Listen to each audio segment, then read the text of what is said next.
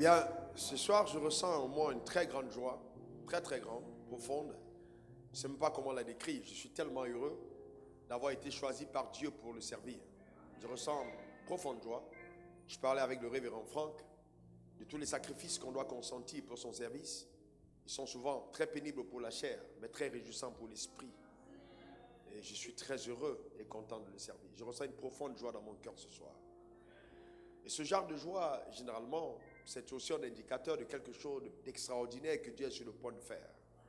Parce que ça a déjà été fait. Et nous allons juste vivre ce qui a déjà été arrêté. Amen. Donc, il ne faut vraiment pas permettre à ton esprit d'être errant. Il ne faut pas permettre à ton esprit d'aller ailleurs. Il faut être ici cette nuit. Enfin, il faut être ici ce soir. Et écouter Dieu et le comprendre. Je vais donc, pendant que j'étais en train d'étudier, j'ai appelé ma femme pour lui expliquer un peu les profondeurs de la pensée que Dieu me communiquait en quelques mots. Et elle s'est extasiée. Elle a dit, j'ai pris que tu le rendes comme tu viens de me le dire. J'ai dit, Dieu m'aidera à y arriver. Et c'est vraiment ma prière avant le message. Pose ta main sur ton cœur. Père, au nom suprême de Jésus, que ton nom soit béni. Que ton nom soit exalté.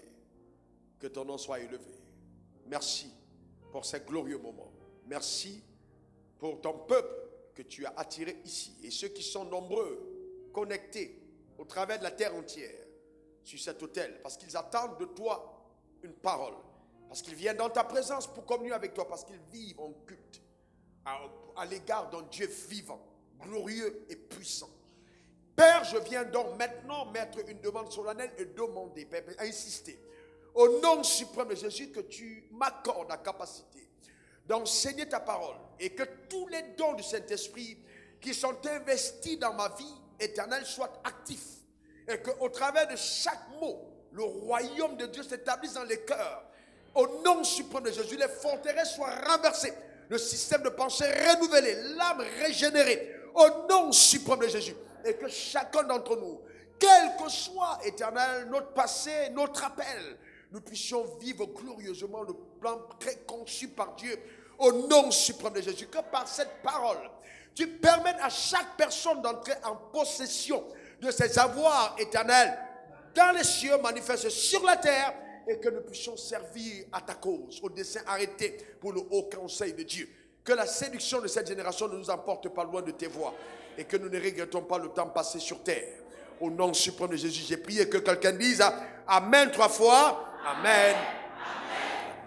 Tu peux t'asseoir dans sa glorieuse présence. Donc nous allons prendre pour thème ce soir le sous-thème, c'est-à-dire l'ordre de vie roman. Dis encore un bon Amen. Eh bien, Genèse 1, verset 26 à Genèse 2, verset 1.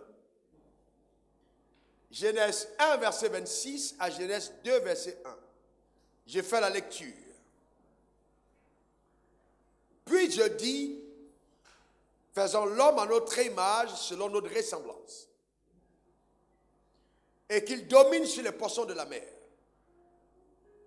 sur les oiseaux du ciel, et sur le bétail, et sur toute la terre, et sur tous les reptiles qui rampent sur la terre. Dieu créa l'homme à son image. Il le créa à l'image de Dieu. Il créa l'homme et la femme. Dieu les bénit et Dieu leur dit, soyez féconds, multipliez, remplissez la terre et l'assujettissez et dominez sur les poissons de la mer, sur les oiseaux du ciel et sur tout animal qui se meut sur la terre. Et Dieu dit, voici, je vous donne toute herbe verte portant de la sémence qui est à la surface de toute la terre et tout arbre ayant en lui du fruit d'arbre portant de la sémence, ce sera votre nourriture. Et à tout animal de la terre, et à tout oiseau du ciel, et à tout ce qui se meut sur la terre, ayant en son souffle de vie, je donne toute herbe verte pour nourriture. Et cela fit ainsi. Dieu vit tout ce qu'il avait fait, et voici, cela était très bon. Il eut un soir, et il eut un matin, ce fut le 6e jour. Ainsi furent achevés les cieux et la terre et toute leur armée. Eh bien, quand nous lisons ce texte, il est extrêmement profond parce que c'est le texte de la Genèse, le texte des commencements, le texte qui nous explique les choses depuis leur origine. Et c'est pourquoi chaque croyant devrait avoir une relation particulière avec les Écritures, surtout bien comprendre la genèse des choses. Comment est-ce que les choses ont commencé? Parce que j'ai pour coutume de dire que Dieu a créé les choses comme il les a voulu et il les veut comme il les a créées. C'est très important, ok? Donc de bien comprendre la genèse. Regardez comment est-ce que Dieu a fait quand il crée. Nous voyons que l'homme, qui est donc la créature de Dieu, que Dieu amène intentionnellement sur terre pour dominer, n'est pas manifesté, révélé sur la terre le premier jour ni le deuxième jour. Mais il arrive sur terre le 6e jour. Eh bien, ça n'a pas l'air cohérent. Parce que si Dieu veut, selon la loi, la première mention, que l'homme domine, alors il fera apparaître l'homme en premier. Mais il ne fait pas apparaître l'homme en premier. Il ferait d'abord créer la terre, il crée la mer, il crée les poissons, il crée l'eau, il crée les arbres, il crée les fruits. Et quand tout a déjà été orchestré et tout a été bien arrangé, c'est alors qu'il sort l'homme et il le met au milieu de la scène. Il bénit l'homme, il manifeste l'homme au milieu de la création. Et donc, qu'est-ce que ça veut dire? Ça veut dire que quand Dieu a créé l'homme, il a sérieusement réfléchi. S'il avait pris l'homme et qu'il l'avait mis dans le jardin d'Éden le premier jour, ou le deuxième jour, le premier jour s'il avait mis l'homme, d'abord l'homme aurait eu un problème d'électricité. Il n'y aurait pas eu de lumière. Il serait dans le noir. Ce n'est pas une question de délestage, il n'y aurait pas eu de lumière. L'homme aurait été installé dans le noir. Donc Dieu met d'abord la lumière. Ensuite, il va créer le sec. D'accord? Il va créer la mer, il va créer les animaux, il va créer les plantes.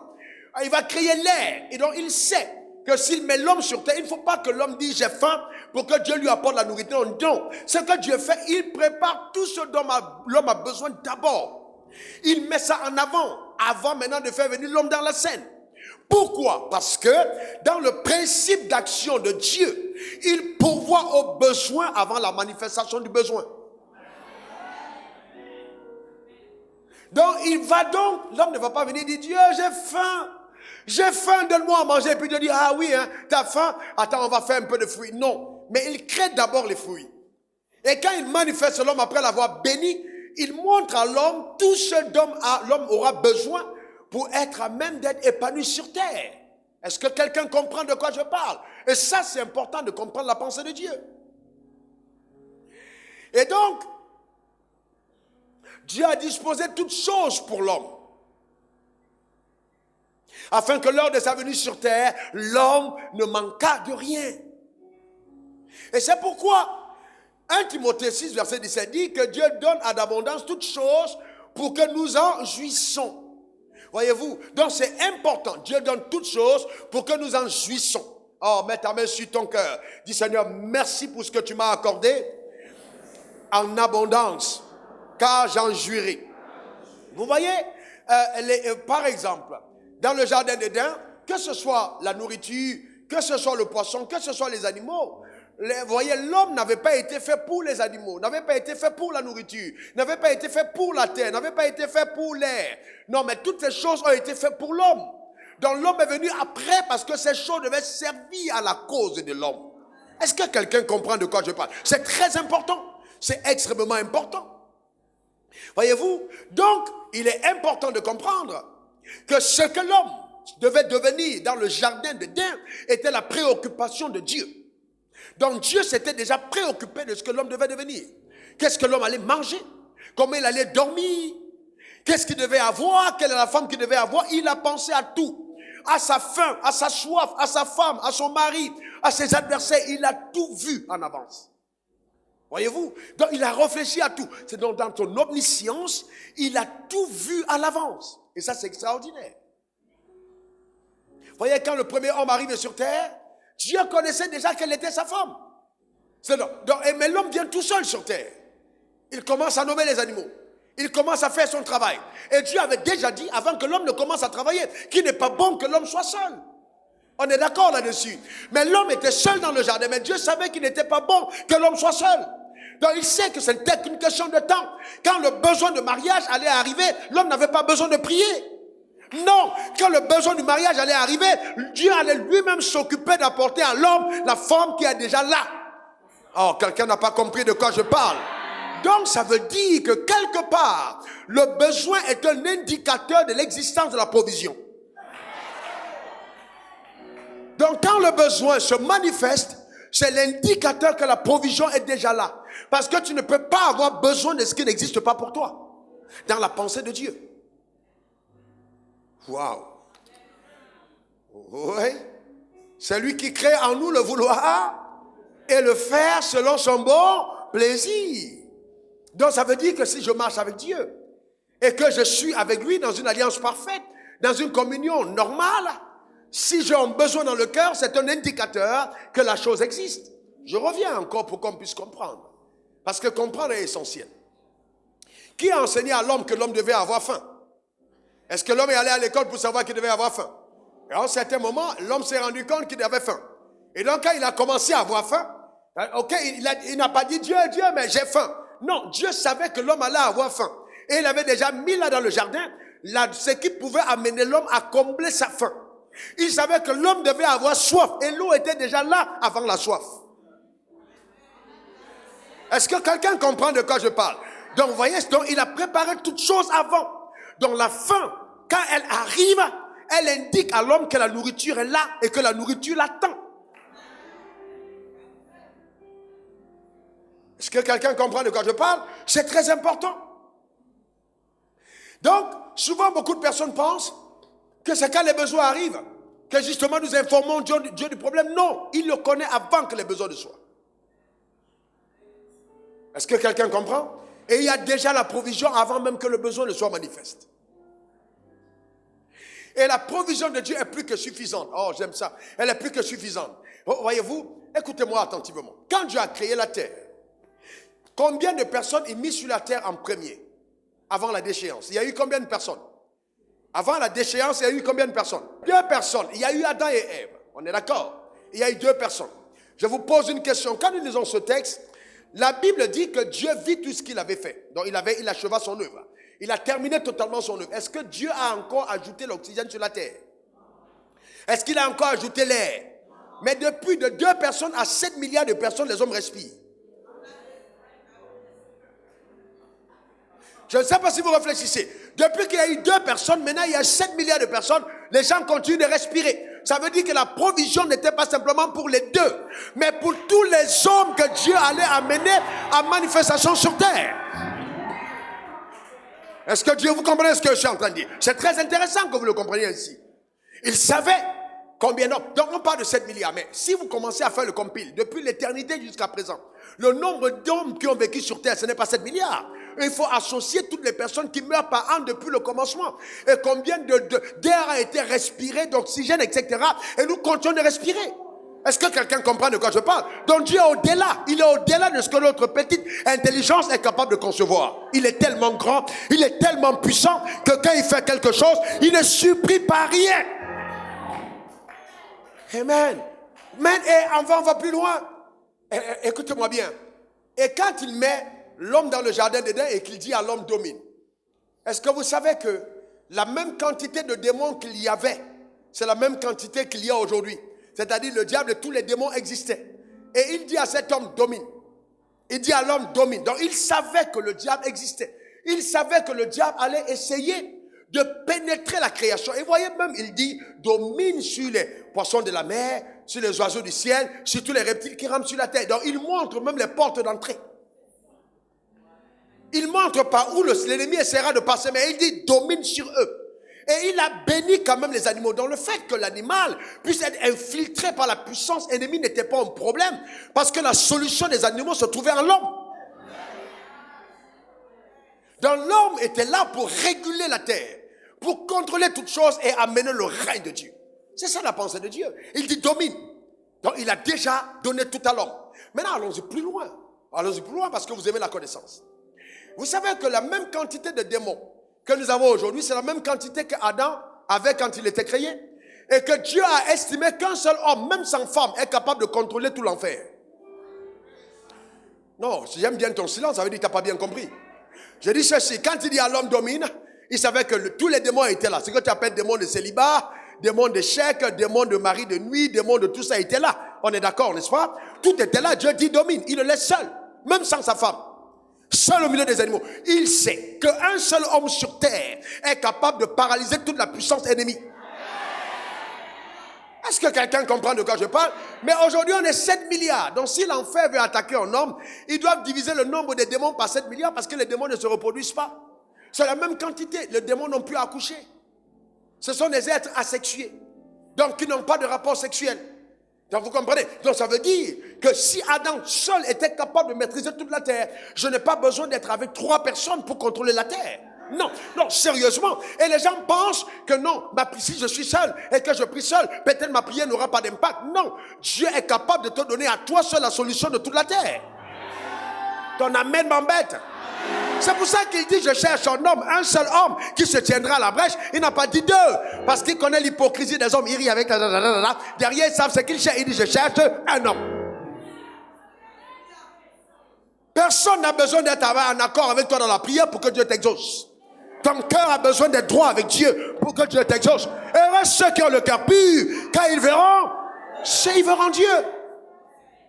Heureusement que ton cœur est à toi et le cœur de ton voisin est à lui. Si son cœur est noir, toi tu vas voir Dieu. Garde ton cœur pur. Ton amen m'embête. Donne-moi le meilleur des amens. Alléluia. Donc arrête de te plaindre de tout. Non. Le diable essaie de te faire croire des choses incroyables. Et arrête de te plaindre. Arrête de te plaindre. La provision était déjà là, tout était manifeste. D'accord? Donc la manifestation du besoin devient un indicateur crédible de l'existence de la provision. Donc je ne sais pas de quoi tu as besoin. Je ne sais pas quel est le besoin pressant que tu as actuellement, mais je suis venu te dire cette nuit que quel que soit ce dont tu as besoin, la provision est déjà là pour toi, au nom suprême de Jésus. Ton amen m'embête. Dis encore amen. Vous voyez, donc Dieu est tellement bon. Il avait pourvu aux besoins vitaux de l'homme, la nourriture. Il a pourvu à la femme. D'où se trouve-t-il aujourd'hui qu'on demande aux gens de faire des séminaires et des retraits de prière pour se marier? Non. Non, c'est juste incroyable. Non, les besoins vitaux de l'homme sont pourvus par Dieu. Ce n'est pas à toi de te préoccuper de ces choses. Il faut simplement te préoccuper de ce que le jardin devient, la société devient par ta présence et Dieu s'occupera de ce que tu deviens dans la société. Donc si tu es préoccupé de ce que la société devient, du mandat qui est assigné à ta personne, du rôle que tu as à jouer, tu n'auras pas à te préoccuper de ce que tu deviens. Parce que ce que tu deviens a déjà été l'objet de préoccupation de Dieu avant que tu n'existes. Il a déjà pensé à ça. Il a déjà résolu le problème. Tout ce qu'il attend de toi, c'est ce que toi, tu fais dans le jardin. Ce que le jardin devient par ta présence. On a tellement de croyants, tellement aujourd'hui, tellement égoïstes, tellement égocentriques, tellement paresseux, qui ne pensent qu'à eux. Qu'est-ce que je deviens? Oh, j'ai faim. Oh, j'ai soif. Il me faut une femme. Il me faut un homme. Il me faut l'argent. Il me faut des voitures. Alors que dans le plan de Dieu, ces choses ont déjà existé pour toi avant que tu ne sois. Vous voyez donc, c'est pour ça que Jésus pouvait dire, cherchez premièrement le royaume des cieux. Que vous ne pouvez pas avoir la même préoccupation que les païens. Car c'est les païens, c'est eux qui en font une priorité. Mais vous, réconciliez avec Dieu, votre priorité, c'est l'accomplissement de votre mandat. Si vous êtes préoccupé, le ciel va dérouler le tapis rouge et vous accorder en plénitude tout ce qui vous est réservé. J'appelle l'abondance dans ta vie au nom suprême de Jésus. Ton amen m'embête, donne-moi un meilleur amen. L'abondance est ta portion, tu verras l'abondance arriver. Je te garantis, tu le verras arriver. Tu vas vivre des événements dans ta vie, tu vas commencer à te demander si tu n'es pas dans un film. Tu n'as pas compris. J'ai dit, tu vas vivre des événements, tu auras l'impression que tu es dans un film. Tu vas dire à ton voisin, réveille-moi, je dors.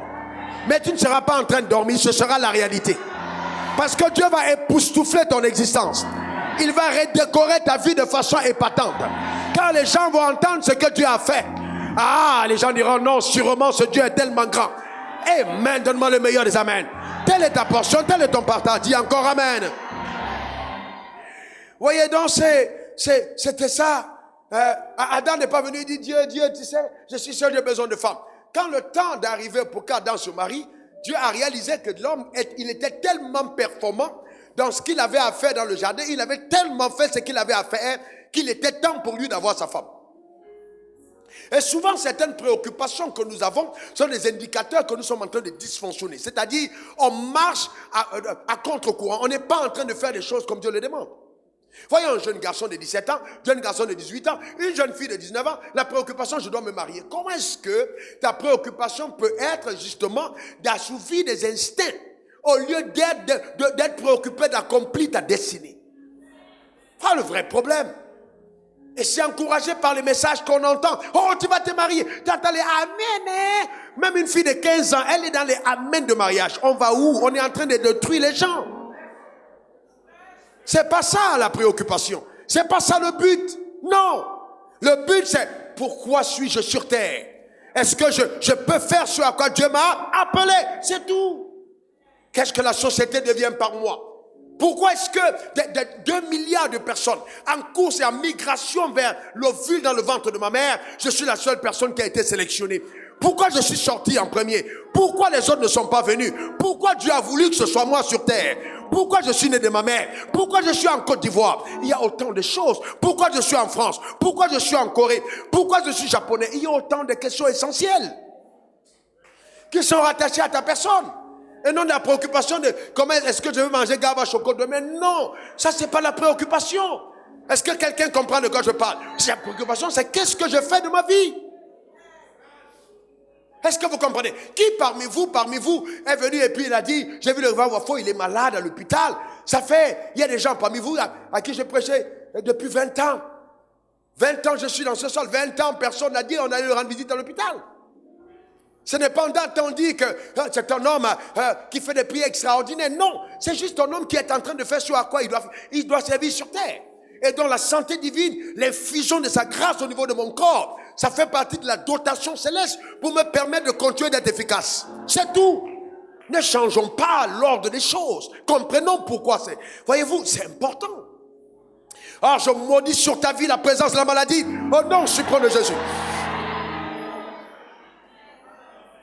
C'est pour ça qu'il dit, si tu me sers, j'éloignerai de ta maison, de ta maladie. Pourquoi? Parce qu'il dit, si tu me sers, la santé n'est plus ta préoccupation. C'est moi qui te donne la santé. Parce que tu fais ce que je te demande. C'est tout ce qu'il dit. Même des femmes qui sont là avec des maris qui sont comme des lapins. La fidélité à Dieu va restaurer ton ménage. L'engagement de cœur à faire sa volonté va agir dans ta maison. Dieu attend de toi que tu retrouves les priorités et qu'il passe en premier.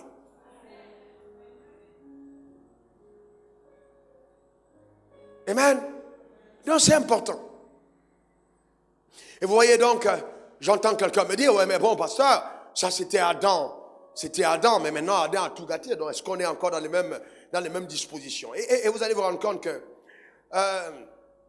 premièrement, aussi important de comprendre, Dieu est le principe de toute chose. Notez-le. Donc, Dieu est le principe de toute chose. Ça veut dire que toute chose existe par Dieu. Et toute chose existe pour Dieu. Il est le principe de toute chose. Voilà, il est le principe de tout ce qui existe. Il est le principe de la vie. Il est le principe de la vie. D'accord? Il est le principe de la création. C'est Dieu le principe. D'accord? Que ce soit l'or, que ce soit l'argent, que ce soit la santé, que ce soit toutes les bonnes choses, Dieu est le principe. D'accord? Est-ce que ça va pour chacun d'entre nous? C'est très important. Et donc, toute chose existe par lui. Et c'est pourquoi vous allez vous rendre compte qu'à la venue de la nouvelle création, Dieu va faire quelque chose d'incroyable. Regardez à moi maintenant que vous avez écrit. Regardez-moi, parce qu'il faut qu'on comprenne. Alors, qu'est-ce qui se passe quand il y aura la déchéance? Vous allez vous rendre compte que la déchéance arrive par le fait que le serpent vient dans le jardin et dit à la femme, Dieu a dit que le jour où vous mangerez de ce fruit, vous serez comme des dieux, n'est-ce pas? Connaissant le bien et le mal. Alors, première chose, c'est qu'aussi longtemps qu'elle se préoccupe de devenir, elle perd la conscience de ce qu'elle est. Parce qu'en fait, on a souvent tendance à croire que notre futur se trouve à l'extérieur. Non, Dieu ne met pas ton futur à l'extérieur. Ton futur est enfoui en toi. Donc, tu ne poursuis pas quelque chose d'extérieur. Tu vas devenir. Elle était déjà comme Dieu. Même si dans sa dimension, elle ne voyait pas la plénitude de ce qu'elle était, elle l'était. Donc, ce n'est pas parce qu'elle n'avait pas vu, elle n'avait pas conscience qu'elle n'était pas. Elle l'était déjà. On est d'accord? Mais il dit, tu manges de ce fruit, tu seras comme Dieu. Et donc la femme prend le fruit et elle mange. Et c'est là la déchéance. Donc quand la déchéance arrive, il y a une séparation, mais Dieu va avoir un plan de rédemption. Dans le plan de rédemption, quand Jésus arrive, on va un peu plus vite, parce que je vais en connaître l'essentiel du message. Donc Jésus, Dieu a l'intention de redonner à l'homme le standard que l'homme a perdu, c'est-à-dire d'abord sa carrure, et ensuite l'essence même de l'homme, qui au commencement était un divin homme. Il n'était pas un simple homme, il était d'abord un Dieu qui a revêtu un corps. On va y revenir. Donc maintenant, qu'est-ce qui va se passer? Quand Jésus va aller à la croix, qu'est-ce que Jésus va faire? Quand il va mourir à la croix, il va dire tout est accompli. Il va dire quoi? Tout est. Il va dire quoi? Tout est. En d'autres termes, la nouvelle création ne pouvait pas exister si l'accomplissement n'avait pas été fait. Donc Dieu va prendre le soin de tout accomplir à nouveau. De pouvoir à la santé, de pouvoir à la prospérité, de pouvoir au mariage, de pouvoir à la délivrance, de pouvoir à la vie, de redonner tout ce qu'il faut pour la nouvelle création. Quand il a achevé ça par Jésus, alors Jésus crie tout est accompli. C'est en ce moment, observez bien, que l'épouse de la nouvelle création du Seigneur va sortir. C'est là qu'il est transpercé dans les côtes. Vous voyez-vous du côté. Jean 19, verset 34, et que là l'église va naître. L'église est née après que l'accomplissement ait eu lieu. Donc on ne peut pas dire, quand on est de l'église, que nous cherchons à être accomplis parce que nous sommes accomplis en Christ. Ton amen m'embête. Mais déclare-le par la foi, je suis accompli en Christ. S'il te plaît, dis-le encore. Non, dis-le encore. Une autre fois, dis-le encore. Je te garantis que Dieu va t'amener à un autre palier de sagesse. Je te garantis un autre palier de sagesse. Oh Dieu, permet que tout le monde ait une dimension révélée, amplifiée de cette pensée dans son homme intérieur, afin que les paradigmes mentaux changent, que les forteresses s'ébranlent et que nous puissions percevoir la vie avec le regard de Dieu. Au nom suprême de Jésus. Donne-moi 3 bons amen. Dis encore amen. Waouh. Voyez-vous, donc ça c'est très important. Il y a donc cette dimension, ça va? Cette dimension, c'est pas rapide, cette dimension. Donc il est important qu'on comprenne. Donc, nous revenons à la manifestation d'Ève et Adam dans le jardin d'Éden. Donc vous voyez, le plus grand piège, c'est que Ève, à partir du moment où elle a commencé à regarder les choses du regard de ses yeux et non du regard de Dieu, elle a eu des problèmes. C'était ça le vrai problème. Elle a regardé les choses avec le regard humain. Elle n'a pas regardé avec le regard divin. Donc la perception, la mauvaise perception de la vie a été la cause de l'échec dans la vie. La manière de percevoir, la mauvaise perception des choses de la vie a été la cause de l'échec dans la vie. Donc la perception. Voyez-vous, la perception. Voyez-vous, quelqu'un dit perception. Quelqu'un dit encore perception. Vous voyez, prenons une minute. Prenons une minute. Viens, viens toi aussi. Ok? Voyez-vous, je ne veux pas vous demander de dire, tenez-vous là où vous êtes. Vous regardez la même personne, n'est-ce pas? Regardez la même personne, mettez-vous un peu. Vous regardez la même personne, ok? Donc, si je te demande, toi, ce que tu vois de moi, et toi, ce que tu vois de moi, vous avez le même regard, mais vous ne voyez pas la même chose. C'est clair. Et c'est pour ça que Jésus a dit, que dit-on que je suis? Et les gens ont commencé à répondre, tu es Élie, tel prophète. Il dit, bon, ok, c'est très bien. Mais vous, qu'est-ce que vous dites que je suis? En d'autres termes, il demandait quel regard vous portez sur moi. Quand vous me regardez, qu'est-ce que vous voyez? Et il y a des fidèles, quand ils viennent à l'église, ils regardent le pasteur comme étant une opportunité de business. C'est leur regard. On ne peut rien changer. D'autres trouvent, je vois le pasteur, il s'habille bien, c'est fini. D'autres, il prêche bien. D'autres, chacun une perception. Donc, tant que ta perception n'a pas changé, vous voyez, vous voyez, on regarde tous avec les yeux, n'est-ce pas? Vous voyez avec les 2 yeux. Mais on ne voit pas avec les yeux. Non. On ne voit pas avec les yeux. On regarde avec les yeux, mais on voit avec le cœur. C'est le cœur qui voit. Et c'est pourquoi la Bible dit, garde ton cœur plus que toute chose. Un autre viendra, il voit, c'est une église bénie, les gens sont très riches. Il faut que je m'infiltre dans le staff. Comme ça, s'il y a des choses à faire avec l'argent, on va me donner des marchés et je vais pomper l'argent, je mettrai dans mes poches. Voilà la possession que quelqu'un d'autre peut avoir. Voyez-vous, dans le travail maintenant, c'est la parole de Dieu, c'est de ramener tout le monde à la bonne perception. Donc quand elle a regardé, elle vit que l'arbre était bon à manger. Ce qu'il faut comprendre, c'est que cet arbre n'avait aucun problème. L'arbre n'était pas maudit, non. Mais l'arbre était un interdit. Il n'était pas maudit, c'était un interdit. C'est-à-dire que tu ne devais pas toucher. Mais maintenant, qu'est-ce que le diable fait? Il change la perception de la femme par une nouvelle information. Dès que l'information a pénétré son cœur, le regard a changé. Une femme peut être heureuse.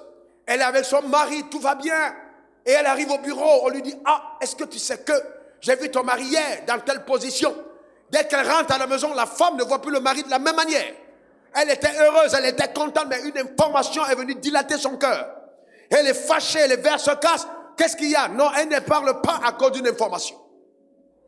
Voyez-vous? Vous vous asseoir. Et ça, c'est très important de faire attention. C'est très important de faire attention. Voyez-vous? Très important. Maintenant, suivez-moi attentivement. Et je vous amène quelque part. Dis, allons-y, pasteur. Dis encore, allons-y, pasteur. Est-ce que la parole vous fait du bien? Amen. Très bien. Alors, maintenant, vous allez comprendre ceci. L'homme qu'on voit dans le jardin, et ça, c'est très profond. L'homme qu'on voit dans le jardin est un homme qui existait avant d'être. C'est-à-dire que cet homme qui est dans le jardin n'était pas là dans le jardin dès ce jour-là simplement. Cet homme qui était dans le jardin était d'abord quelque part avant de venir dans le jardin. Donc cet homme existait dans le ciel. Parce que la Bible dit, Dieu vit tout ce qu'il avait. Il a fait quoi? Il a vu tout ce qu'il avait. Il a achevé ses œuvres, n'est-ce pas? Il a achevé. Ça veut dire quoi? Si Dieu dit qu'il a achevé, est-ce que Dieu a encore créé quelqu'un après? Qu'est-ce que la Bible dit? Très bien. Donc ça veut dire que tous les hommes, depuis Adam jusqu'à nous et ceux qui vont venir, ont été créés le même jour. Et c'est pourquoi, justement, ayant créé tous les hommes le même jour, il a pourvu à l'air pour tous les hommes le même jour. Donc quand il mettait l'air sur la terre, ce n'était pas pour Adam et Ève, mais c'était pour tous les hommes qui allaient venir sur la terre. Quand il a mis les poissons, ce n'était pas pour Adam et Ève, mais c'était pour tous les hommes qui allaient venir sur la terre. Quand il a mis les plantes, ce n'était pas pour Adam et Ève, mais pour tous les hommes qui allaient venir sur la terre. Oh, quand il a donné les bénédictions, les voitures, les Range Rover et les jets privés, ce n'était pas pour un seul homme, mais c'était pour... Amen. Donc, ça veut dire que Dieu ne fait exception de personne. On est d'accord? Donc, Dieu n'a pas il n'a pas de personnes qui favorisent. Donc, s'il a mis tout ça à disposition, il y a pour toi dedans. Que quelqu'un dise, il y a pour moi dedans. J'aime l'expression que j'ai entendue à Djamé une fois, ma part va sortir. Ah, dis-le encore, ma part va sortir. Déclare-le encore, ma part va sortir. Amen. J'aime ça. Parce qu'à aucun moment je ne peux accepter que je sois venu sur la terre accompagner les autres. Non, c'est pas possible. Si Dieu a disposé l'air pour tout le monde, il a disposé l'oxygène pour tout le monde, il a disposé la terre pour tout le monde, il n'a pas disposé l'argent pour quelques peu. Non, non. Ça, je n'accepte pas. Il n'a pas disposé la santé pour un peu. Non, non, non, non. Il n'a pas disposé le mariage pour un peu. Non, non, non, non. Il n'a pas disposé le voyage pour un peu. Non. Non. Non. Encore non. Il a disposé pour tout le monde. Pour tout le monde. Amen. C'est pas parce que tu es né à Abidjan que tu ne dois pas aller à Hong Kong. Il a dit, vous régnerez sur la terre, pas à Abidjan. Abidjan, ce n'est pas la terre entière, c'est une portion de la terre. Je déclare une migration de gauche à droite, du nord au sud, de l'est à l'ouest. Les mouvements prophétiques que Dieu t'enverra partout par sa puissance générale. Oh non, je suis prendre Jésus. Ouais. Il n'y a pas de problème. Si Dieu veut que tu te déplaces, tu te déplaceras. Tu iras où il t'enverra. Amen. Mais ta richesse, ta réussite n'est pas dépendante d'un voyage. Non. Non, non, non, non, non. Non, non, non. Tu ne peux pas croire que Dieu se trouve à Paris, que Dieu se trouve en Belgique, que Dieu se trouve aux États-Unis, que Dieu se trouve au Japon, que Dieu se trouve en Chine. Non. Non, non, non, non, non. C'est pas vrai. Non. Non. C'est pas là où il se trouve. Alors, vous voyez, c'est important qu'on le comprenne. Et donc, quand on atteint cette dimension-là, on entre dans la foi violente et fracassante. Parce qu'il faut entrer dans une autre dimension de la vie avec Dieu. Est-ce que quelqu'un comprend de quoi je... Vous savez, il y a des dimensions de la vie avec Dieu où tu atteins un certain niveau de révélation, tu dors la nuit et puis tu trembles sur ton... Et ta femme te regarde, ton mari te regarde. Mais qu'est-ce qui lui arrive? Quand tout, c'est pas un démon qui t'attaque. La révélation est en train de fuser ton être. Tu es révolté jusqu'à dans la moelle épinière. Tu te dis, c'est terminé, je ne serai plus jamais comme même personne. Non, non, non, non, non, non, non, c'est pas possible, c'est pas possible. Est-ce qu'il t'est déjà arrivé de marcher en route et de parler seul? Non, je ne dis pas parler seul que ta femme, que ton mari t'a fait tellement de choses. Non, vraiment, non, je tombe là, vraiment, je ne comprends pas. Vraiment, quand tu vois une femme parler seule, c'est que peut-être elle est mariée, son mari a bombardé, je ne comprends pas, non. Ou bien tu vois un homme parler seul, peut-être il se dit, c'est quel genre de femme que j'ai épousé. Quand la femme commence à poser un problème dans sa goutille, alors que le gars a 500 000 francs de salaire par mois, il ne peut pas répondre parce qu'il y a des hommes faibles, il n'arrive pas à parler devant leur femme. Dès qu'il tourne le dos comme si vraiment cette femme-là c'est une sorcière. Non, c'est pas une question c'est une sorcière. Tu regardes ta femme, tu dis chérie, on va s'asseoir. Il faut qu'on parle. Il faut qu'on parle. Parce qu'il faut bien que tu te souviennes que le pasteur Wafo a dit que ta beauté, c'est pas le sac. Il faut que tu comprennes. Tu as une autre dimension. Moi, ce qui me valorise une femme, c'est ce qu'elle a à l'intérieur. Donc, on va s'asseoir et puis on va manger la parole. On va faire des études bibliques, on va commencer à prier. Amen. Parce qu'il faut qu'on aille à une autre dimension. Décollons un peu du naturel. Amen. C'est important. Il ne faut pas être lâche. Un homme de courageux. Parler en face. Avec tes amis, tu dis la vérité. Il ne faut pas être lâche. La Bible dit parle à ton prochain selon la vérité. Quelque chose ne va pas confondre. Parle. Ce n'est pas une affaire que tu parles sur la route. Si tu me vois parler sur la route, je suis en train de répondre au diable. Il dit Satan, tu mens. Ça n'arrivera pas. Je suis en train de parler pour dire Dieu, j'attaque quelque chose en train d'arriver. Je parle de mes rêves. Je ne suis pas en train de parler comme un fou. Non, pas un fou. Non, mais un fou de Dieu. Qui comprend les principes de Dieu et qui décide de ne pas vivre comme les autres. Est-ce que quelqu'un comprend de quoi je parle? Et même que ta vie décolle dans cette dimension qui va illustrer la grandeur de Dieu dans sa génération. Qu'il en soit ainsi au nom suprême de Jésus. Donne-moi ton meilleur des amens. Dis encore Amen. Avec la permission de Dieu, je te dirai comment on a conquis les 2 plateaux. Et mais c'était pas maintenant, c'était en 1999. Quand je passais dans ce quartier avec le dîme, tout ça, et que je parlais la nuit comme un fou, et les gens pensaient que ce gars, il se donne mystique.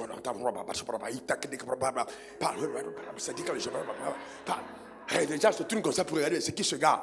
Mais il y a des moments où tu fais des choses, les gens te regardent, mais il est fou ou quoi? Non, tu sais que tu es en train d'investir dans ton futur. Tu es en train d'appeler à l'existence les choses qui ne sont pas comme si elles étaient. Tu es en train de révolutionner ta destinée. Tu es en train de parler sur le futur.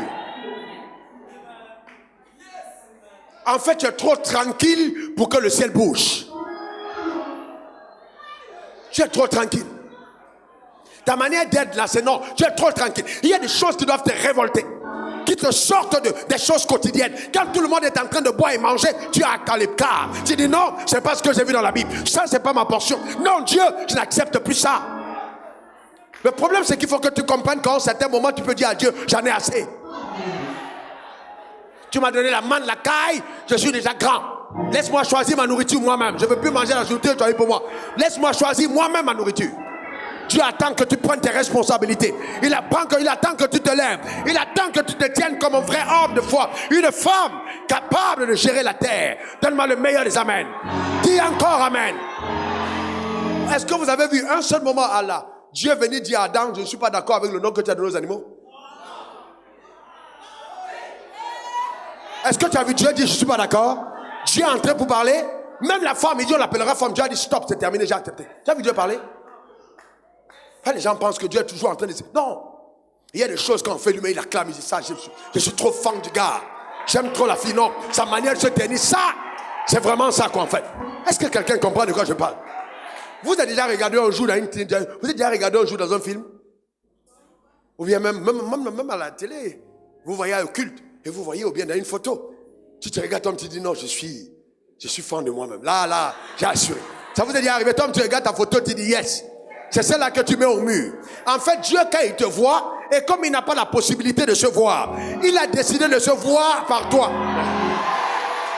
Est-ce que quelqu'un comprend? Il a décidé de se... Donc quand il te voit vivre, il dit non, je suis trop fan, Joe, je suis fan. Donc, mais il te regarde comme lui-même en train d'agir sur terre. Et c'est comme ça que je suis, c'est ça moi. Alors que cela soit ta portion, que cela soit ton partage. Au nom suprême de Jésus. Donne-moi le meilleur des amens. Dis encore amen.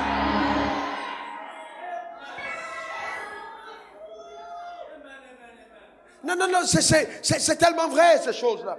Donc, cet homme-là, cette femme dans le jardin d'Éden, la chose la plus importante, c'est qu'elle existait déjà dans le ciel. Donc tout le monde était dans le ciel. Et Dieu décide de faire venir l'homme sur terre.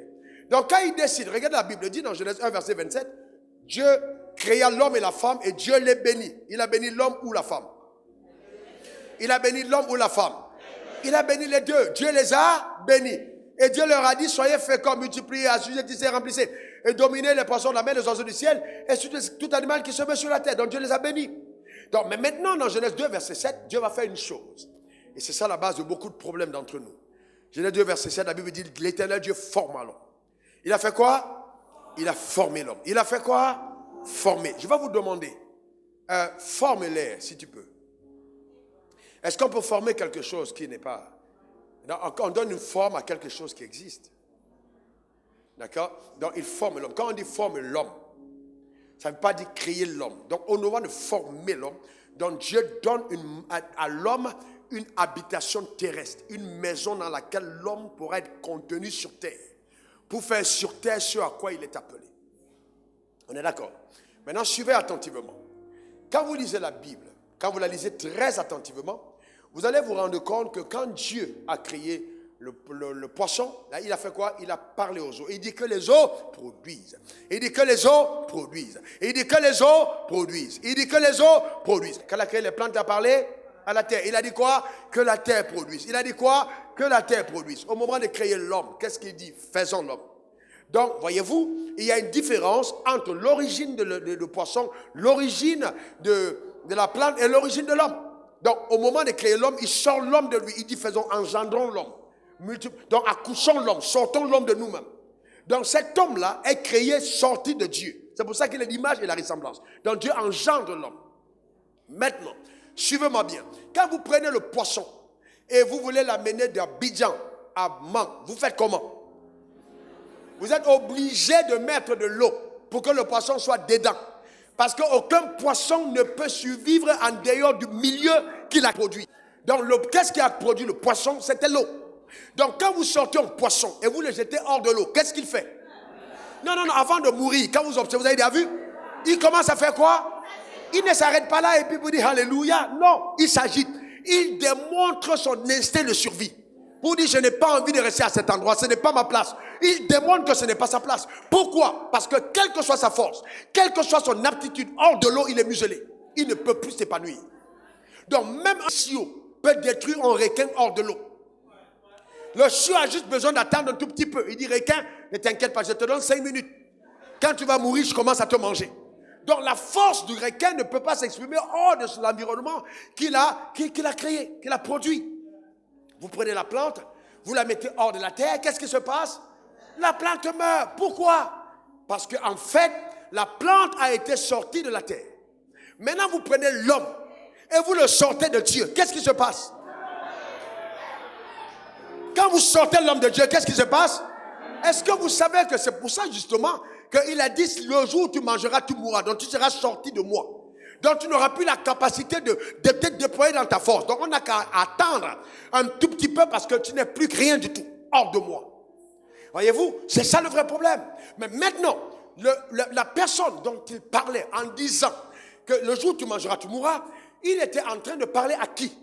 Il parlait à l'homme. Donc l'homme n'était pas le corps. L'homme était celui qui était dans le corps qu'on voyait. C'était pas au corps. C'est pour ça que l'homme, on a donné l'impression que l'homme n'était pas mort, mais il était déjà mort. En fait, c'était l'homme dedans, dans le corps. L'homme qui était dedans. Parce qu'en fait, si Dieu a créé l'homme à son image, Dieu n'est pas physique. Dieu n'a pas de corps. Dieu ne va pas à Sokosé. Dieu ne porte pas les habits. Dieu ne met pas les mèches brésiliennes. Dieu ne va pas faire de coiffure. Dieu ne porte pas les 3 pièces. Dieu ne se marie pas. Dieu n'a pas de rapport sexuel.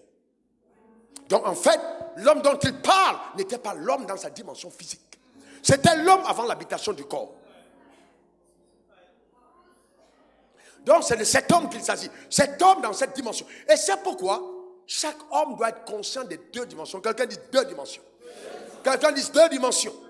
Donc il y a la dimension physique, il y a la dimension spirituelle. Quelqu'un dit physique, spirituel. Physique, spirituel. Non, s'il vous plaît, collaborez bien. Dis encore physique et spirituel. Encore physique et spirituel.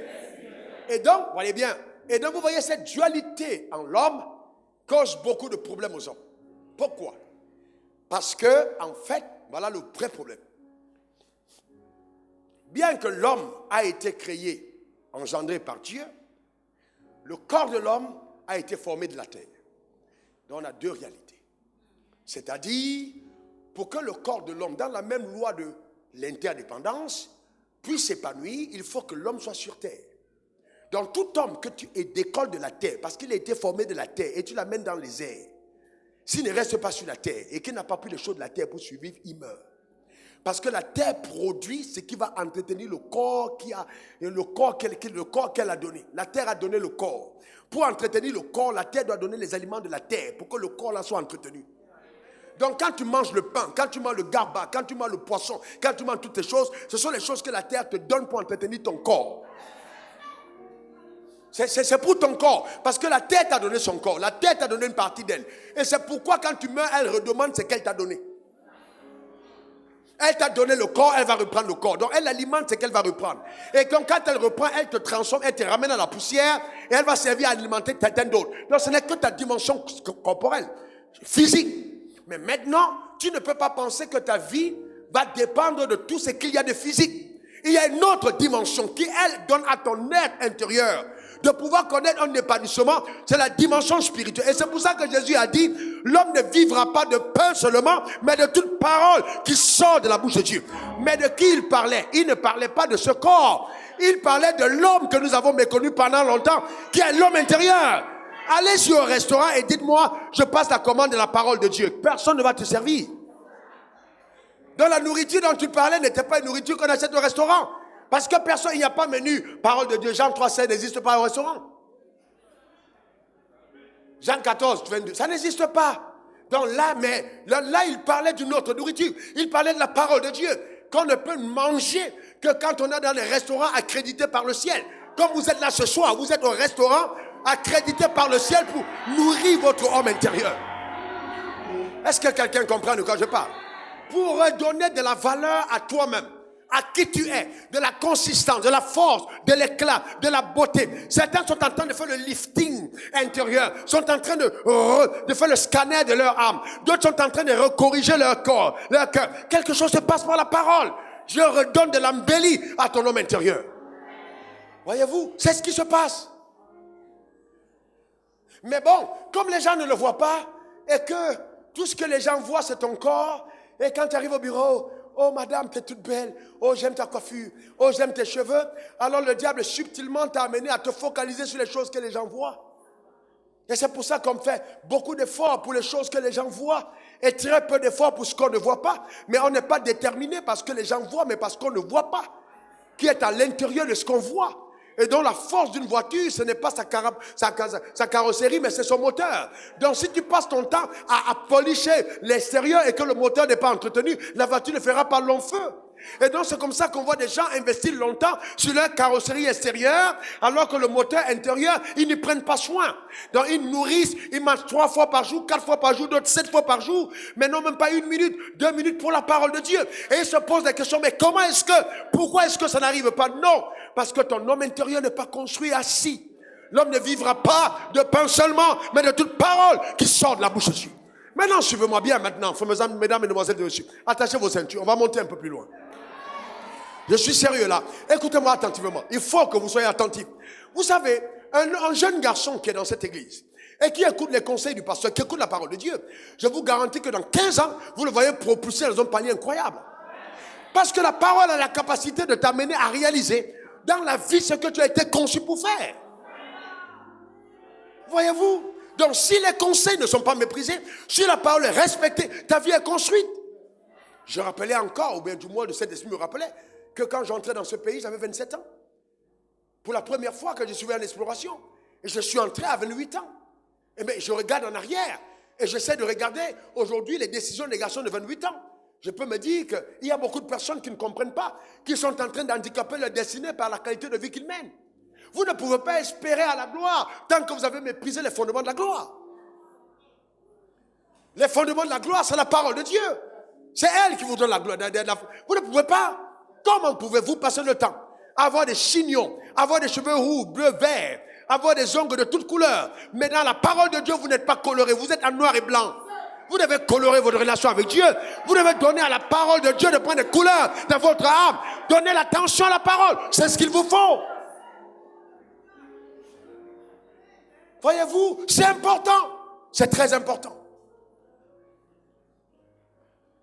Et à l'époque, j'entendais les gens dire, oh, pasteur Wafo, oui, moi j'aime bien, il enseigne bien, mais il n'a pas l'onction. Quelle stupidité, quelle maladresse, quelle ignorance, quelle incongruité. C'est incroyable quand même.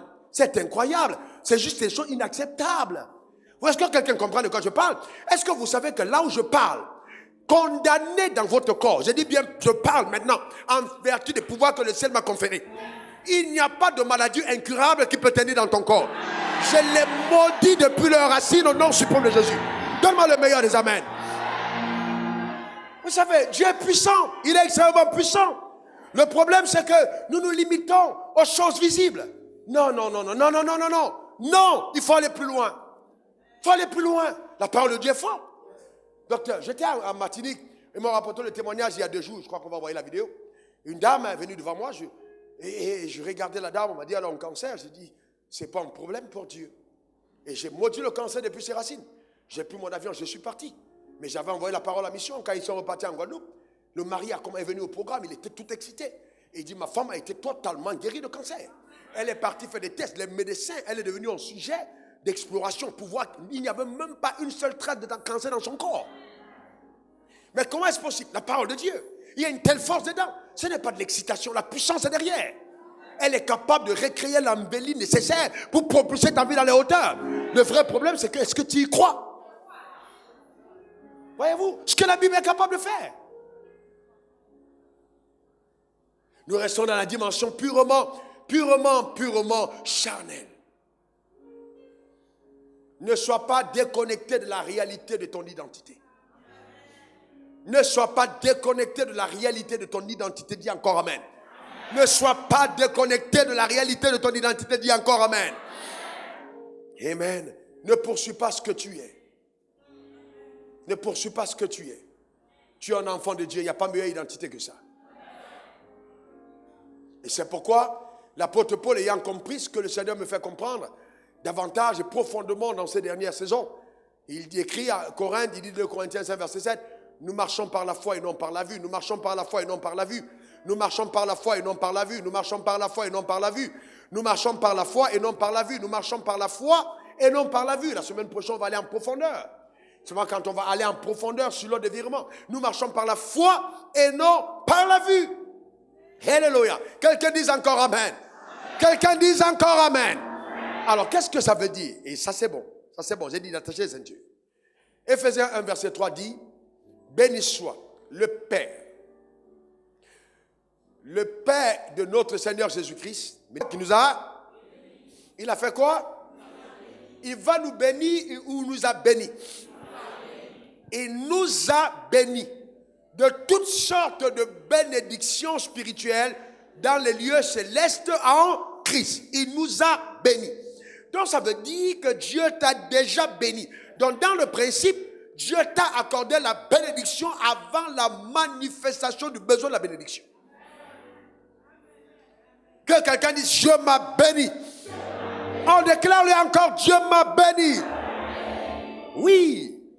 Il t'a déjà béni de toutes sortes de bénédictions spirituelles dans les lieux célestes. Et c'est pourquoi il est important pour nous d'arriver à la dimension de renouvellement de son intelligence. Alors, qu'est-ce que la religion nous enseigne? Quand nous allons prier, nous allons demander à Dieu de nous bénir. Et Dieu dit non, ne me demandez pas ce que je vous ai déjà accordé. Je vous ai déjà béni. Vous avez entendu les gens prier, oh Seigneur, accompagne-moi, sois avec moi partout où je vais. Il a déjà dit, je ne te délaisserai point, je ne t'abandonnerai point. Quelqu'un qui prie et qui demande à Dieu, accompagne-moi où je vais, ne comprend pas ce que Dieu a dit. Il dit, je me suis engagé de ne pas t'abandonner. Est-ce qu'il ment? Non, je te pose une question. Est-ce qu'il ment? Vous savez, la religion est têtue. Le mensonge prend beaucoup de temps pour être évacué par la vérité. C'est pour ça que si vous êtes né de nouveau dans mes enseignements, vous êtes bien. Mais il faut évacuer tellement de mensonges que quand je dis quelque chose comme ça, tu te rappelles des enseignements que tu as écoutés.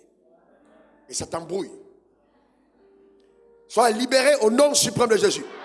Donc Dieu t'a déjà béni, tu es déjà comblé. Donc je n'ai pas à dire, oh Dieu, oh Dieu. Ouais, c'est pourquoi, même quand les gens prient, ah Seigneur, oh, pourquoi? Parce qu'on a conscience, on pense que Dieu est tellement loin, il est tellement loin qu'il faut qu'on crie. Non, il dit, lorsque tu pries, entre dans ta chambre et ferme la porte. Il dit quoi? Ferme la porte. Et ton père qui est là, et ton père qui voit dans le secret, il est là dans le secret et il voit. Il te le... Donc tu n'as pas besoin d'invoquer un Dieu qui est hors de ta chambre. Il est déjà là. Et il va plus loin. Non seulement il est dans ta chambre, il est en toi.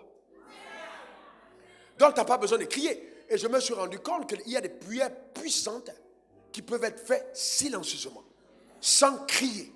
Souvent le fait de crier, c'est un indicateur de ton incrédulité. Que toi-même tu ne crois pas que Dieu soit à même de t'exaucer. Et tu es en train de satisfaire les exigences de la religion à laquelle tu as adhéré. Donc tu fais un rituel. Et tu n'es pas en train de communier par la foi.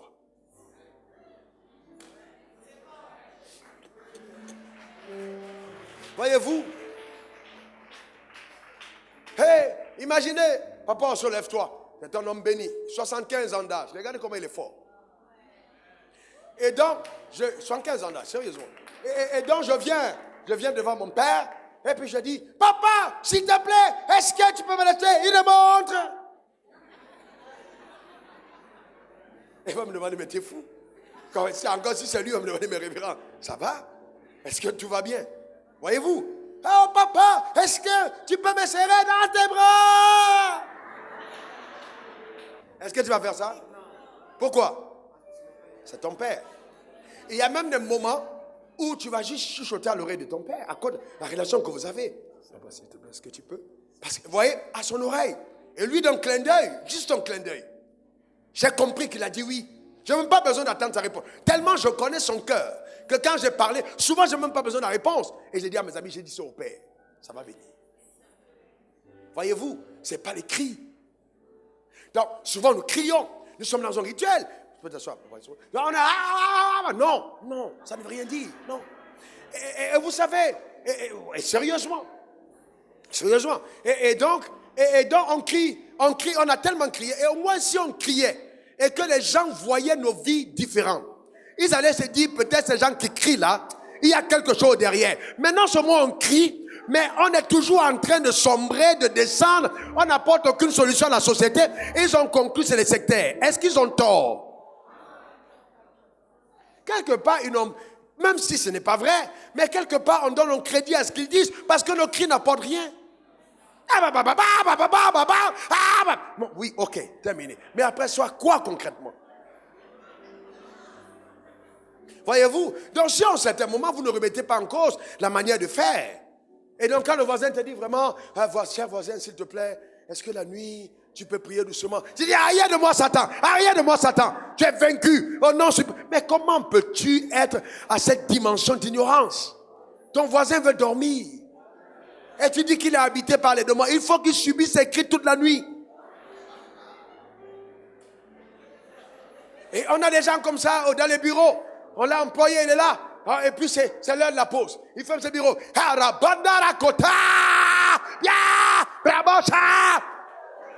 la pause, dans son bureau.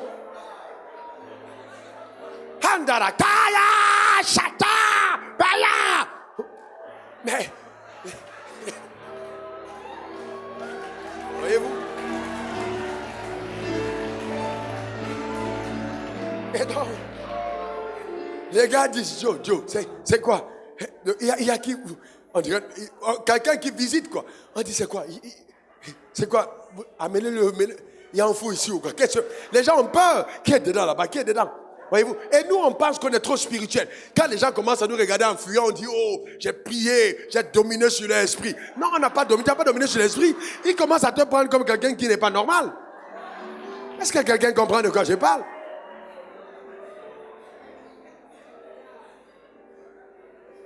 Et voyez, donc c'est vraiment important qu'on comprenne ces choses. Donc si on veut changer un homme, il faut changer son système de pensée. Le système de pensée doit changer. Il doit changer. Ta spiritualité, ta vie avec Dieu ne doit pas être un objet d'indisposition des personnes qui te côtoient. Quand je parle d'indisposition, c'est dans la manière d'être, dans la manière de vivre. Maintenant, c'est vrai qu'ils peuvent être mal à l'aise parce que tu pries en silence, parce que la puissance de Dieu est générée au travail. Oui, là, c'est autre chose. Mais tu ne peux pas te mettre toi aussi à avoir un comportement totalement... C'est incroyable, en fait. Voyez-vous? Et on a l'impression que oui, dans tous les cas, voilà. Et il peut arriver même qu'une sœur soit là et qu'elle ne se marie pas parce qu'elle prie trop. Non, sérieusement, je vous dis la vérité. Elle prie trop. Elle prie tellement qu'elle a perdu le sens des réalités de la vie. Parce qu'il y a deux dimensions. Il y a la dimension spirituelle et la dimension physique. Donc quand le gars te marie, il ne voit pas ton esprit. Il voit ton corps. Donc si tu n'as pas conscience de l'existence de ton corps et que là tu es toujours en train de... Parce que tu pries beaucoup et on n'a pas l'élégance de mettre des pastilles dans la bouche. Donc quand tu parles à 10 mètres, les gens vont la vie de l'autre côté et tout. Donc, aucun homme ne peut être à l'aise de côtoyer une femme dans cette dynamique.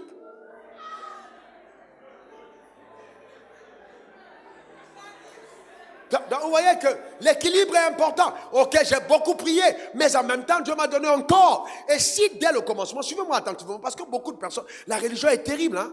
La religion nous fait croire que non, la parole de notre corps ne compte pas. Au départ, l'homme n'était pas habillé de feu, il n'était pas habillé de feu comme nous sommes habillés aujourd'hui. Non, il était habillé de gloire. Donc la gloire était le vêtement de l'homme. Donc Dieu avait revêtu le corps dans un éclat incroyable. De façon que quand tu voyais l'homme, tu pouvais imaginer la vie qui est en lui, de par l'apparence. Donc il n'y a aucun problème à l'apparence. Aucun. Dieu veut que tu sois bien soigné, mais qu'il y ait un équilibre. De façon que tu ne sois pas soigné de l'extérieur et négligé de l'intérieur. Mais que ton extérieur soit le reflet de la gloire intérieure. C'est dans ce sens qu'il dit que même Salomon, dans toute sa gloire, n'a pas été vêtu comme l'un d'eux. Donc la gloire peut te pousser à une autre manière d'expression, afin de démontrer à la génération présente ce que c'est que la nouvelle création. Elle est le prototype divin d'un type d'être qui n'a jamais existé et qui existe aujourd'hui pour démontrer à cette génération de quoi Dieu est capable. De façon que quand on te regarde, on dit « Waouh !» Il n'y a qu'à l'église qu'on est capable de trouver une personne pareille. Elle est belle, elle est bien entretenue, elle est élégante, elle est droite dans sa conduite, fidèle dans ses engagements. Ce n'est qu'à l'église qu'on trouve ça. Amen. Vous voyez ce que je suis en train de dire? Amen. Que quelqu'un dise encore Amen. Quelqu'un dise encore Amen. Non, tu l'as déjà. Dis à ton voisin, je l'ai déjà. Dis encore, je l'ai déjà. Encore, je l'ai déjà. Eh bien, mais maintenant, si tu l'as, voyez, mais qu'est-ce qui empêche que tu en jouisses?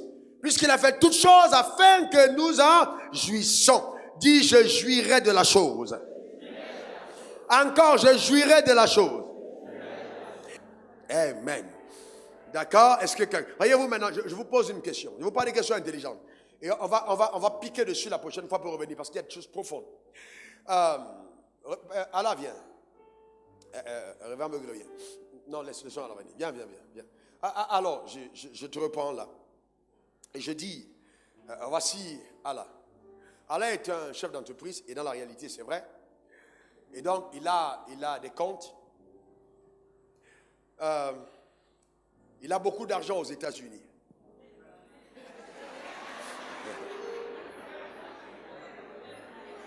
Il a beaucoup d'argent aux États-Unis. Mais il vit en Côte d'Ivoire. Alors, je vous pose une question. Mais en Côte d'Ivoire, son compte à la Générale, ou à EcoBank, ou etc., UBA, etc., ses comptes sont au rouge. Mais il a des milliards aux États-Unis. Première question. Est-ce que Allah est pauvre? Est-ce que Allah est pauvre? Maintenant, est-ce qu'il peut arriver que les banquiers qui connaissent l'état du compte d'Allah disent d'Allah en causant à son sujet que, oh, vraiment, ce gars-là, il est toujours au premier rang là-bas à l'église, il fait le malin avec sa belle voiture, mais ses comptes sont vides. C'est possible? N'est-ce pas? Pourquoi? Parce qu'ils ont une information limitée au sujet d'Allah. Ils ne voient que ce que les yeux peuvent voir à son sujet. Parce qu'ils ont vu le compte qui est en Côte d'Ivoire. Mais il est blindé aux États-Unis. On est d'accord? Alors maintenant, deuxième question. Est-ce que Allah qui est ici, ayant les comptes fournis aux États-Unis, peut manquer à manger à Abidjan? Non, réfléchissez bien. Hein? Réfléchissez bien avant de répondre. Est-ce qu'il peut arriver, arrêtez-nous un moment, allons-y. Est-ce qu'il peut arriver qu'Allah se trouve là un soir après le culte, il n'a pas d'argent pour rentrer chez lui, il n'a pas d'argent pour donner la ration à sa femme, alors qu'il a l'argent aux États-Unis? Très bien. Très bien. Ça peut arriver. Mais maintenant, est-ce que si ça arrive, c'est la faute de quelqu'un d'autre que la faute d'Allah? C'est la faute de qui? Parce qu'il aurait bien pu, sachant que la provision d'ici était en train d'arriver à son terme, il aurait pu faire un appel de fonds des États-Unis vers ici. On est d'accord? Donc, mais il peut arriver qu'on le chasse de la maison. On est d'accord? Que même sa femme dise, Joe, tu dis depuis que tu as l'argent aux États-Unis, on est là, écoute, moi je vais rentrer chez mes parents. C'est possible, non? Alors qu'il ait l'argent aux États-Unis. On est d'accord? C'est possible. Voyez-vous, donc c'est très important. Il n'a même pas l'argent pour scolariser ses enfants, alors qu'il a l'argent aux États-Unis. Maintenant, c'est pour ça que Dieu, sachant qu'il nous a appelés à refléter sa gloire sur terre, a dit, les gars, il ne faut pas que le problème d'Allah vous arrive. C'est pourquoi lorsque vous priez, dites que ton règne, que ta volonté soit faite comme, c'est-à-dire qu'on ne dise pas de toi que ton argent est resté au ciel alors que tu ne peux pas payer ton loyer sur la terre. Est-ce que quelqu'un comprend de quoi je parle? Donc si Dieu t'a accordé une femme au ciel, qu'on ne dise pas que tu es sur terre et que tu n'arrives pas à trouver une femme, mais que la volonté de Dieu soit faite sur la terre comme au ciel. En d'autres termes, la provision est là, mais c'est à vous de faire les ordres de virement selon ce dont vous avez besoin. Maintenant, si vous manquez de sagesse et qu'on vous chasse de vos maisons et que vous êtes malade et que vous avez des problèmes sur terre, ne dites pas que le ciel ne vous a pas accordé ce qui était à vous.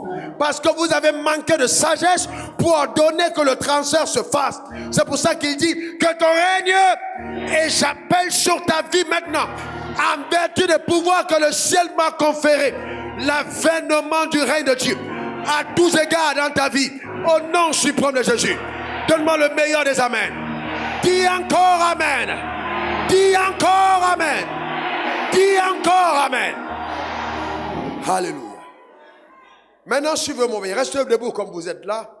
Éphésiens 1, verset 4, il est écrit que Dieu nous a élus avant la fondation. Il dit, béni soit le Dieu, d'abord au verset 3, qui nous a comblés de toutes ces bénédictions spirituelles dans les lieux célestes. Maintenant, il continue au verset 4, il dit, il nous a élus avant la fondation du monde, pour que nous soyons saints et irrépréhensibles. C'est-à-dire que lui-même, sachant que nous sommes des esprits, a donc pris le soin de sanctifier nos esprits, afin que plus jamais notre esprit soit répréhensible devant la cour céleste de justice.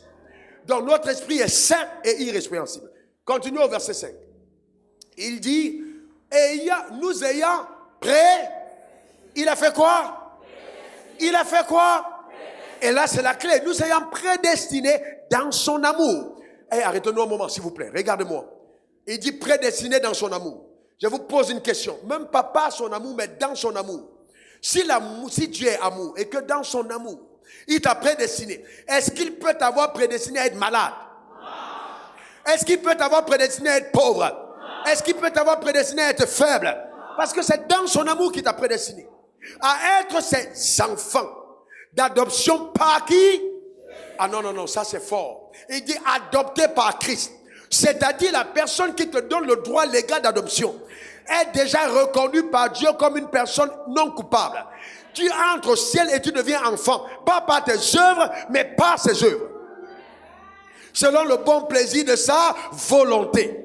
Verset 6, regardez, pour servir à la louange de sa grâce, qui nous a accordé en son bien-aimé. C'est-à-dire qu'il te l'a accordé en son bien-aimé, pour servir à la louange de sa grâce. Afin que justement ta vie soit un témoignage éloquent de la grandeur, de la puissance, de la fidélité de Dieu. En vertu des pouvoirs que le ciel m'a conférés. Sur la base de ce que le Saint-Esprit m'a dit au début de ce message, je leur ai dit encore, il y a tellement de puissance en moi, et il y a tellement de puissance dans cet endroit, pour résoudre les problèmes auxquels tu es confronté. Que ce soit des problèmes de promotion au travail, des problèmes de maladie, des problèmes d'envoûtement, les problèmes de spirituel, les problèmes de manque de perception dans la vie, de bonne perception, je prends autorité, je lis ces forces, je les propulse dans les abîmes des ténèbres au nom suprême de Jésus.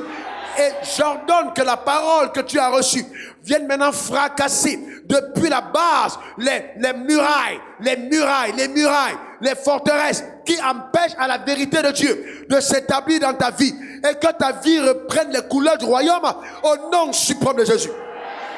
Je parle sur ta vie, en vertu des pouvoirs que le ciel m'a conférés. J'annonce maintenant, en ce qui concerne la santé, reçois-la, reçois-la, reçois-la, reçois-la. En ce qui concerne ta prospérité, reçois-la, au nom suprême de Jésus. La promotion sociale, reçois-la. Que toute la provision nécessaire pour ton existence sur terre et l'accomplissement de ton mandat te soit pleinement accordé au nom suprême de Jésus. Et que tu entres dans la plénitude de la paix divine par la puissance de Dieu. Que tu sois ici, que tu sois ailleurs, je parle sur ta destinée et je déclare qu'aucune erreur de ta marche ne sera à même de changer la vérité de sa parole. Sa parole, dans toute sa puissance et sa splendeur, change carrément le cours de ton existence. Qu'il en soit ainsi. Qu'il en soit ainsi, qu'il en soit ainsi, qu'il en soit ainsi, qu'il en soit ainsi, au nom suprême de Jésus. Cette nuit, ton commerce est visité. Cette nuit, ta maison est visitée. Cette nuit, tes enfants sont touchés. Cette nuit, ton travail est touché. Cette nuit, tout ce qui est rattaché à ta personne est touché. Par la puissance de Dieu générée sur l'autel. Par le nom suprême de Jésus. Qu'il en soit ainsi, au nom suprême de Jésus. Je décrète sur ta vie que le niveau de sagesse spirituelle, d'intelligence, passe à une autre dimension. Les gens seront estomaqués, surpris, étonnés, quand ils t'entendront réfléchir et parler. Quand ils écouteront les pensées qui sortent de toi et les questions que tu poses, ils se diront, mais d'où vient cette sagesse? D'où vient cette sagesse? Qu'il en soit ainsi dans ta vie, au nom suprême de Jésus. Oui, maintenant je parle. Rappelons que la responsabilité divine est de prendre soin de toi dans le jardin d'Éden et de tous tes besoins. Mais ta responsabilité est de prendre soin du jardin d'Éden. Maintenant, que par la puissance de Dieu, infusée dans ton corps par les paroles que je relâche, que Dieu ouvre tes yeux sur la mission qu'il t'a confiée, que Dieu ouvre tes yeux sur la prédestination, parce qu'il t'a préparé pour une destination. Maintenant que Dieu te montre la destination, qu'il te montre le but de ton existence et que par la puissance sublime, la gloire de Dieu t'accompagne dans l'accomplissement de ce mandat au nom suprême de Jésus. Je parle sur ta vie et je dis, les gens qui ont comploté contre toi, my gorita cabron de shekabolo tokobe. Irakato borondo sekete. Les gens qui ont comploté contre toi, même tes frères qui se sont mis ensemble et ont commencé à parler contre toi, Dieu m'annonce de te dire maintenant que la voix que tu entends fait concourir tous les complots à ton avantage. Au nom suprême de Jésus. Comme ils ont vendu Joseph en l'amenant dans la citerne, d'abord dans la citerne, ensuite aux Amalécites et après chez Potiphar, et pour terminer sa course en prison pour après le trône, Dieu me dit que toutes les épreuves que tu as subies après répétition, au point où tu as l'impression que Dieu t'avait abandonné, cette nuit, les anges de l'Éternel se mettent à ton service pour maintenant déblayer le chemin et te permettre de passer à une autre vitesse de ta marche au nom suprême de Jésus. Il m'annonce de te dire que cette parole a été annoncée pour toi, afin que tu saches que ce que tu attendais de lui est déjà là, que ce que tu demandais est déjà là, et que si le besoin a été résonnant dans ton cœur et insistant dans ton âme, c'est parce que la provision était déjà au ciel. Maintenant, je joins ma foi à la tienne et j'appelle cela à manifestation. À une fille qui dit, c'est mon heure de mariage, que ton mari vienne, que ton mari vienne.